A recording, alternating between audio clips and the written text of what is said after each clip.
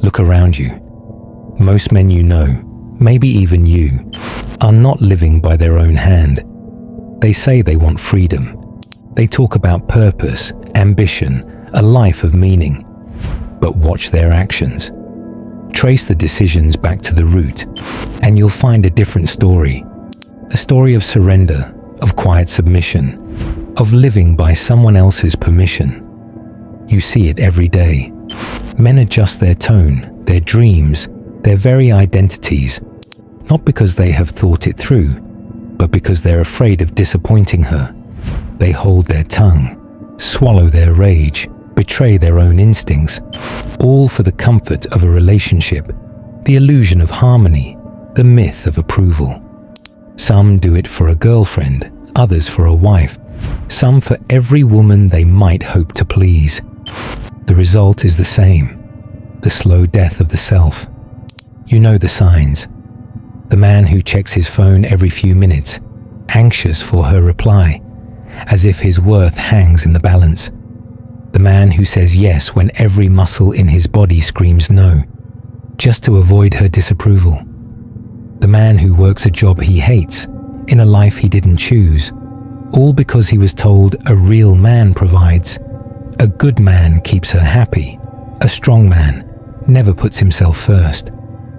But here's the bitter truth. The man who lives by her permission is not living at all. He's existing in a cage of his own construction, one made of expectation, compromise, and self-betrayal. He has surrendered the most sacred thing a man possesses, his autonomy. You've probably felt it, the quiet resentment, the nagging sense that something is missing, the gnawing suspicion that you're losing yourself a little more with every day you try to keep her happy at the cost of your own soul. It doesn't matter how good you are, how devoted, how much you sacrifice. If you're living for her, living to avoid conflict, living to win her approval, living by her rules, you're not a man. You're an echo, a shadow, a servant in your own life. This isn't strength. It's not chivalry. It's not love. It's the slow poison of self-abandonment. And it's the reason so many men walk through life tired, angry, and hollow. Freedom was your birthright. Self-rule is not a luxury. It's your responsibility. The world will not hand it back to you. She will not hand it back to you. If you want it, you must reclaim it. The first step is admitting you gave it away. It starts quietly. A look of disapproval, a subtle withdrawal of affection, a cold shoulder, a sigh, a single phrase loaded with disappointment. Why would you do that? Most men brush it off at first. It's normal, they say. Relationships require compromise. You have to give a little. But the truth is something deeper is happening. What begins as gentle encouragement soon becomes the silent extortion of your autonomy. Approval becomes your currency. Without realizing it, you start measuring your worth by her smiles and her silences, by her moods and her comfort. You adjust your plans. You swallow your opinions. You start running every decision through the filter of, will she approve? It's so subtle you don't notice it until you're in too deep to remember who you were before. The world tells you this is maturity. This is what partnership is. You're told to listen more, to make her feel safe, to prioritize her needs. And yes, a man should protect, provide, support, but not at the price of his own self-respect. Not if it means becoming a puppet in the hands of her moods and expectations.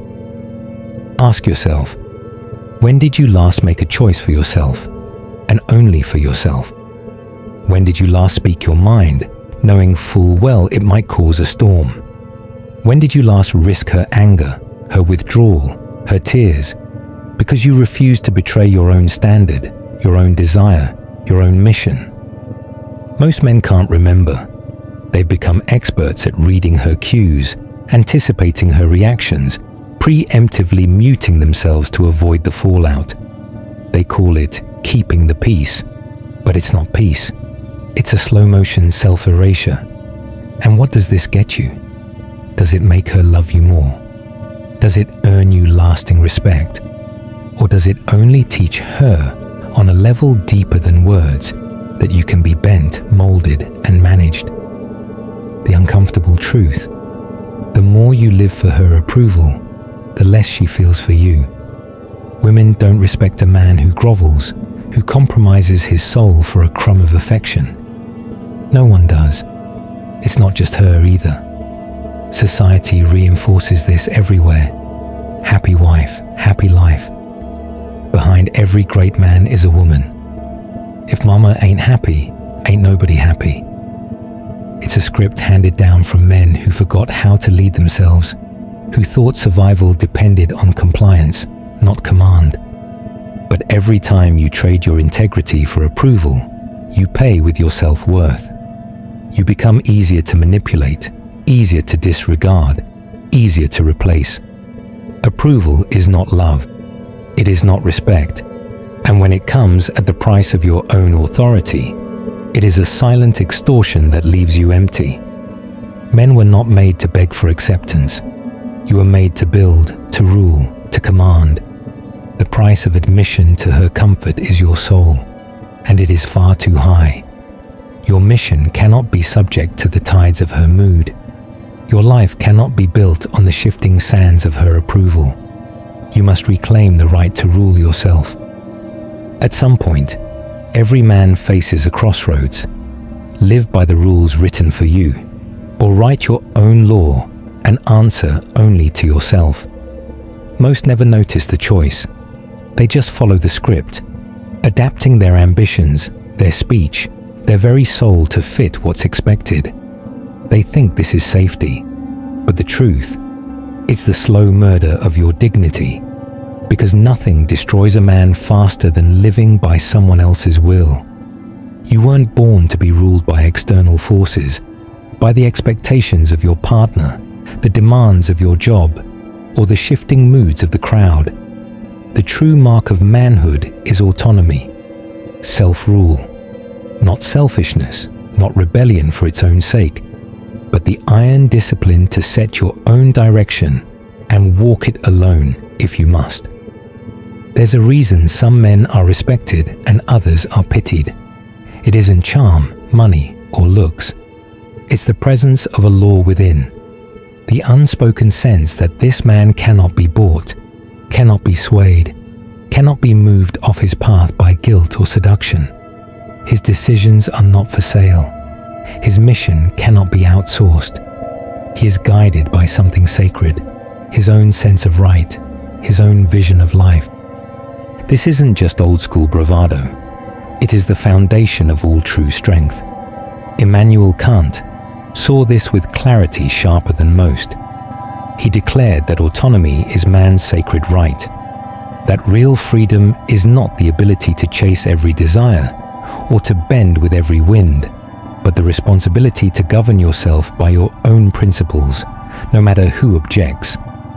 Autonomy is not a negotiation.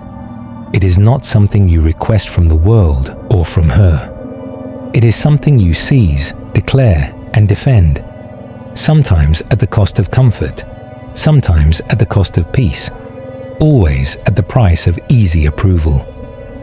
When you surrender your autonomy, you don't just lose yourself, you lose her respect too. No woman admires the man who molds himself to fit her whims. She may enjoy the power for a time, but deep down, she craves the presence of a man who lives by a law higher than her moods. She wants a man who can look her in the eye and say, "This is who I am. This is where I stand.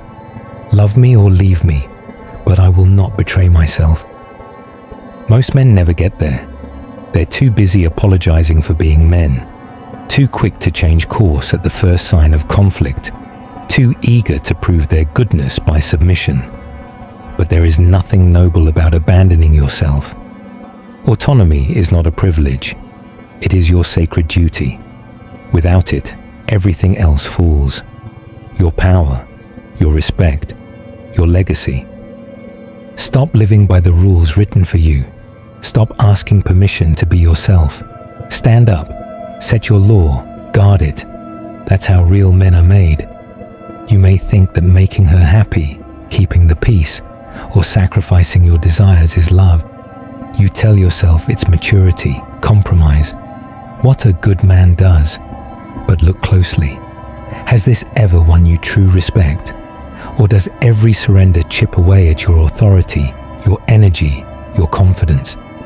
Every time you betray your own judgment, you reinforce a message not only to her, but to yourself. My will can be broken. It starts with something small. Biting your tongue about her spending, giving up a night with your friends, shelving your ambitions because they threaten her comfort. You call it love, but is the death of the man she was drawn to in the first place. She may not say it out loud. She may even thank you for your flexibility, your patience, your selflessness. But something in her eyes changes. She sees you as less than before. Not intentionally, instinctively. Women test boundaries for a reason. They want to know what kind of man stands before them. Will you fold at the first sign of conflict? Or do you have a backbone, an inner code that cannot be bought or swayed by tears, tantrums, or withdrawal? The answer is written in your actions, not your words. Every time you put her happiness above your own mission, you teach her you are negotiable. Every time you give in for the sake of peace, you lose ground you may never get back. She may say she wants a man who listens, who accommodates, who makes her the center of his world. But watch her reaction when you actually become that man. Her desire fades, her respect vanishes, her loyalty falters. The world is full of men who cannot command respect because they have never demanded it from themselves. They wonder why they are ignored, why their voice carries no weight, why they are passed over for promotions and left cold in bed. The answer is simple. No one respects a man who does not respect himself, and self-respect begins and ends with self-rule. This is the harsh truth most will never say. You cannot love her well by betraying yourself. You cannot lead her or anyone if you don't first command yourself. She wants a man who stands his ground, who risks her anger rather than his integrity, who pursues his vision with or without her applause. That's the man she admires, the man she stays loyal to, the man she desires at the deepest level. The cost of surrender is always higher than the cost of standing alone. Your strength is not in your ability to please, but in your refusal to betray your core for anyone. Every time you choose your own law over her approval, you rebuild the foundation of your own respect and hers. So stop selling yourself for comfort. Demand more from yourself and from the world. Self-rule is not arrogance. It's the only way to love from strength, not weakness. Maybe you felt it, the itch under your skin when you say yes, but mean no. The resentment that simmers when you shrink yourself for the sake of peace. The hollow victory of getting her approval, only to realize it cost you another piece of your self-respect. Most men try to numb it with distractions, but you know the truth. You're off your path, living by someone else's law. It's time to reclaim your throne. And make no mistake, this is war, not with her, but with every habit of submission you've let rule you. Reclaiming autonomy starts with a ruthless audit of your own life. Where have you surrendered your will? Where do you bite your tongue to keep her happy? Where do you put her needs above your mission, your vision, your code? No man becomes free by ignoring these questions. The discipline of self-rule is built through daily, deliberate acts. Start small, but start now. Say no when you mean no. Speak your mind, even if your voice shakes. Defend your time. Protect your purpose. Refuse to compromise on the non-negotiables, the values and ambitions that define you as a man. You'll feel resistance, maybe even guilt, but remember, guilt is not proof of wrongdoing. It's the pain of growing a new spine, You will be tested. She may pout, protest, accuse you of being selfish or distant. Friends may question your change. The world may call you arrogant, but you must remember what's truly at stake.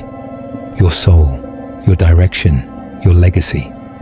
A man who cannot rule himself is fit for nothing but servitude. A man who stands alone on his principles commands a different kind of respect, the only kind that lasts. Reclaiming autonomy doesn't mean shutting out love or refusing connection. It means making yourself whole first, so you have something true to offer. It means refusing to let fear of conflict dictate your actions. It means setting your mission above your comfort, her approval, and society's applause. It means leading your life as a sovereign, not as a subject.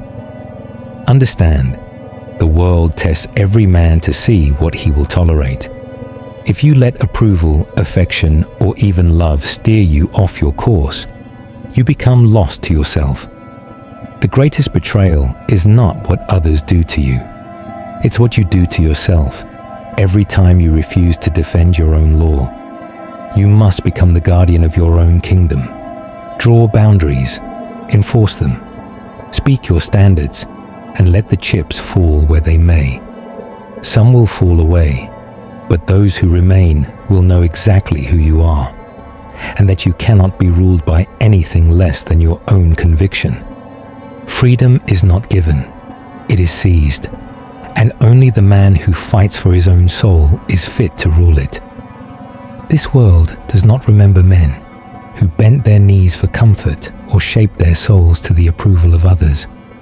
History writes the names of those who stood firm, who declared, with action and presence, "I am the master of myself." These are the men who inspired loyalty, desire, even love, not by chasing it, but by living by a law that could not be bought, broken, or borrowed. Autonomy is not just a private luxury. It is the foundation of every legacy worth leaving. Without it, you are just another face in the crowd, another man whose moods and mission depend on someone else's whims. You become invisible, a ghost in your own story, haunting a life you never truly chose. But stand as your own ruler, and everything changes. People sense it in the way you walk, speak, refuse to apologize for your standards. She may test you, challenge you, even threaten to walk away, but she will know. This is a man she cannot manipulate. This is a man she can trust to lead, even when it's hard. It is not dominance you wield, but direction. Not arrogance, but authority. Kant refused to accept a world where men simply obeyed, whether women, the church, or the latest social trend. For him, the highest calling was autonomy, the self-given law, the will to think, act, and live as a free man. Not in rebellion, but in alignment with a higher principle. One you choose, shape, and defend every day. You will not always get it right. You will stumble, fall, betray your own code now and then. That's the price of living awake, not asleep. But you must rise each time, stronger for the pain, sharper for the lesson. Because each act of self-command is a stone in your monument. Each time you put principle before approval, mission before mood, you build a legacy that cannot be erased. One day you'll look back. The question will not be, did I keep her happy? Or did I fit in? But did I lead myself? Did you build something real? Did you rule your kingdom? Or did you spend your life chasing someone else's blessing? Did you become the man only you could be? Don't wait for the world to respect you. Don't ask her to grant you permission. Decide. Building lead. The world will notice the man who does not flinch, who speaks with purpose, who stands on his own ground. And in that strength, you will find not just respect, but peace. If this message woke something up in you, don't keep it to yourself. Mark your presence, hit like, and let others know real men still stand for autonomy. Draw Drop your thoughts below. Iron sharpens iron, and every man who leads himself strengthens the brotherhood. Share this message with a friend who's ready to reclaim his life. And if you're committed to building your legacy from the inside out, subscribe. Join the ranks of men who live, lead, and love by their own command. Your autonomy is sacred. Guard it. Build with it. Leave a mark that only a free man can leave.